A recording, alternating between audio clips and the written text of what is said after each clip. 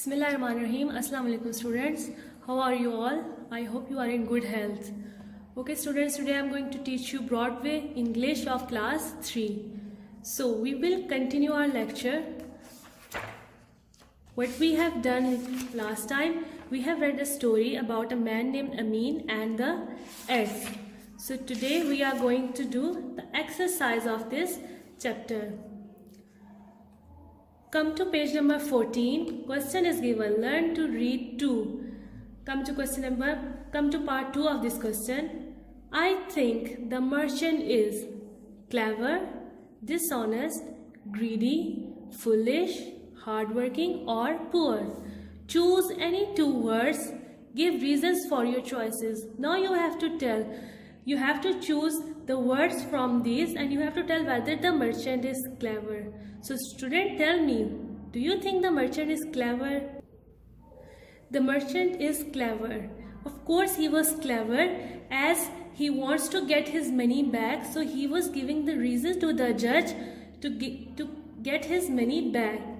The next word is dishonest. Was he dishonest? Yes, he was using lies to bribe the judge to get money from Amin. As in the question they have asked us to choose any 2 words, so we have choose these 2 words for the merchant. Now moving on to the next question, learn words. Here are some ways in which people use animals. There are many ways for which people use different types of animals. Match the use to the animal. Remember, one animal can be used for more than one purpose and several animals can be used for the same purpose. The worked out examples will help you. Now come towards the next page.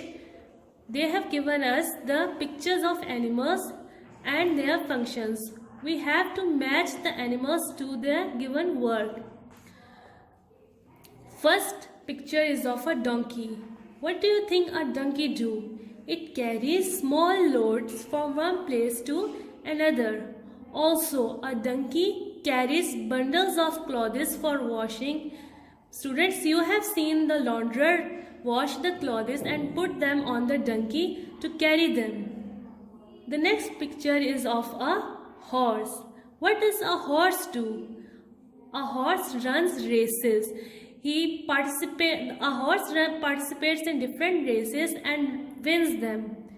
It also carries a bridegroom. You have seen in a lot of marriages that a horse is used to carry the bridegroom. The next picture is given to us of camel. The camel pull carts from one place to another. It also pull carriages with people. You have seen in the deserted area that camel is used to carry people from one place to another. The next picture is of elephant. What does an elephant do? It carries logs of woods. As elephant is big, so it is used to carry heavy load. The last picture is of bullock. What does a bullock do? It helps to plow the fields. You have seen in your villages that bullock is used to plow the fields, and also it pulls carts. If people wants to go from one place to another, bullock is also used to pull carts. Now come to question number 2. Complete the sentences with the name of an animal from the list below. Here the names of animals given and we have to put them accordingly in these blanks. First blank is the dash is used in a sport at the Olympic Games. Which animal do you think among these will be used in sports at Olympic Games? The horse is used, as we have discussed earlier, that the horse is used to win races, so it will also be used in sports for Olympic Games. B is the dash works in forest to carry heavy loads. Which animal is used to carry heavy loads in forest? Elephant. C, the dash is called the ship of the desert. Which animal do you think is called the ship of the desert? Camel. Camel is used to carry people, carry loads in the deserts. D is farmer use the dash in the fields. As I have told you earlier that farmers use the bullock to plough the fields. Last is washermen use the dash to carry bundles of washing. I have already told you that the washermen use the donkey to carry bundles of washing from one place to another. Moving on to the next topic, learn grammar. Look at these sentences from the story. So they have given us the sentences from the story. Let's read them out. Pay back the debt you owe me, he said. We have read in the story this line, pay back the debt you owe me. The merchant said this to Amin. Give me 500 silver coins for the eggs you bought. This is also the line that the merchant said to Amin. In the sentences above, the verb forms pay and give are called imperative. In the sentences above, these words pay and give, these are called imperatives. The imperative does not usually have a subject, but we can use a noun or pronoun to make it clear who we are speaking to. The imperatives are basically, they are not a subject. Amin, pay back the debt you owe me, he said. Come here, everybody. Sit down, children. We use imperatives to tell people what to do, to make suggestions or to give instructions. Basically, students, this word like everybody, this is the imperative.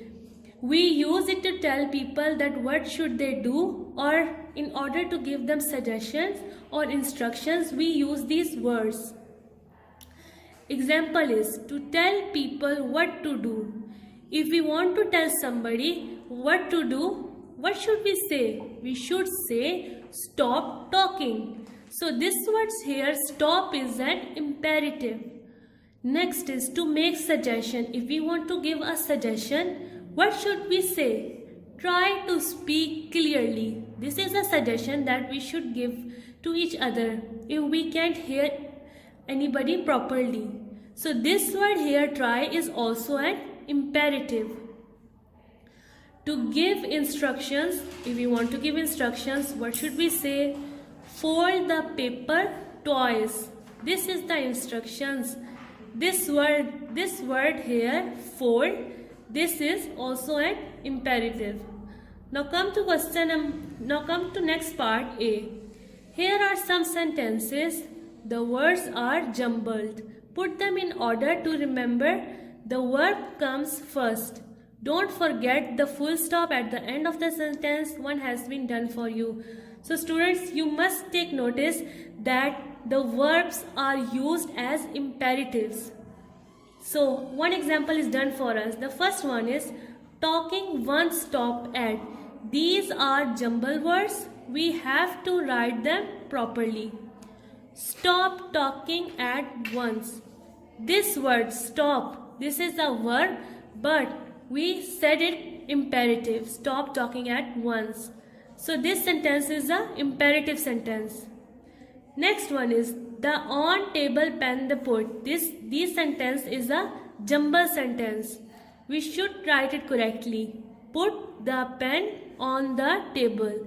This word put is imperative, as given in the question that the verb comes first, so we put this verb first. Third is page 21 into your turn book. We should write this jumble sentence correctly. Turn to page 21 in your book. Turn is verb, so we should put it at first place. To page 21 in your book. Fourth is books brown with cover your paper. Cover your books with brown paper. The verb cover comes first because this is imperatives, and your books with brown paper. We have to write these jumble words correctly. Fifth is a line draw long. We have to write it correctly. Draw a long line. So what is the verb here? Draw. So we will put this word in the first place. Draw a long line. Sixth is after words repeat me the. What is the word? Repeat the words after me. Okay, students, come to the next part, B. What would your teacher or your parents say to you if you did the following? If you did the following things, what do you think your teacher or your parents will say to you? You read comics in class. If you read comics books in class, what do you think your teachers say to you? Put it away. So you have to put the verb or imperative in the first place. Put it away. Second is, you make a lot of noise. If you make a lot of noise, what will your parents tell you? Stop making noise. Stop is the verb, so it will come first.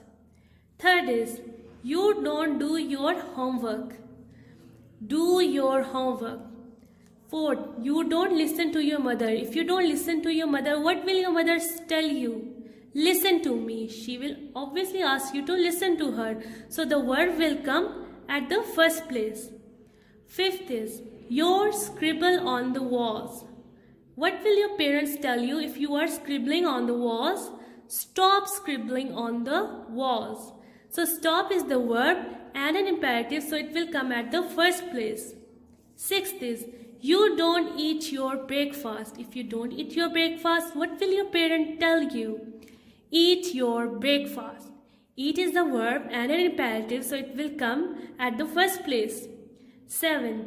You drink too much cola. Do not drink too much cola. 8 is, you throw rubbish on the floor. If you throw rubbish on the floor, what will the parents or teachers will tell you to do? Throw it in dustbin. Or she will tell you, don't throw rubbish on the floor. Okay students, have you understood today's lecture? That is all. So inshallah we will meet next time. Allah Hafiz.